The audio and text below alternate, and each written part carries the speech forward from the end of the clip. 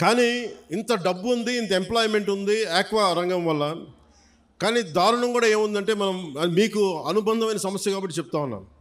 ఒకవైపు అభివృద్ధి ఎలా కనిపిస్తుందో, ఇంకోవైపు గోదావరి జిల్లాలో ఎక్కడైతే ఆక్వా ఉందో అక్కడ మొత్తం తాగునీటి అన్ని అక్కడ కలుషితం అయిపోయినాయి.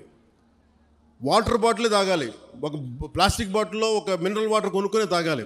డబ్బులకు డబ్బులు కనిపిస్తున్నాయి, ఉపాధికి ఉపాధి అవకాశం కనిపిస్తున్నప్పటికీ కాలుష్యం వల్ల గ్రౌండ్ వాటర్ పొల్యూట్ అయిపోయింది. సో ఇది ఒక తప్పనిసరి తద్దినలా అయిపోయింది. అభివృద్ధి కావాలంటే ఎంతో కొంత పొల్యూషను. కానీ మిగతా ప్రాంతాలు వేరు, మనకి కొత్తపల్లి ఉప్పాడ ప్రాంతం వేరు.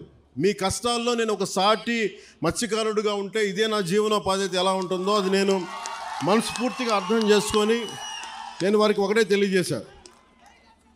ఒకటి, ఈ నక్కపల్లి SEZ కానీ, ఇప్పుడు వచ్చిన అరబిందో కానీ, దివీస్ కానీ, అటు డెక్కన్, ఇవన్నీ కూడా ఇది మన ప్రభుత్వం వచ్చినప్పుడు వచ్చినవి కావు. ఇవి 2005లో ప్రారంభించిన పరిశ్రమలు. ఇవన్నీ 2005 నుంచి నక్కపల్లి SEZ కావచ్చు, ఇవన్నీ కూడా వైఎస్ రాజశేఖర రెడ్డి గారు ప్రారంభించిన ఇవన్నీ, ఈ కాన్సెప్ట్ ఇవన్నీ.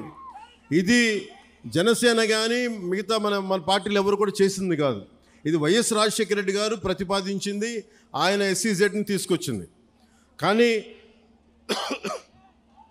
ఇక్కడ సమస్య ఏమొచ్చిందంటే, వ్యర్థాలని శుద్ధి చేయకుండా సముద్రంలో కలిపేస్తున్నారు. తద్వారా ఏం జరుగుతుందంటే మన మత్స్య సంపద దెబ్బతింటూ ఉందని.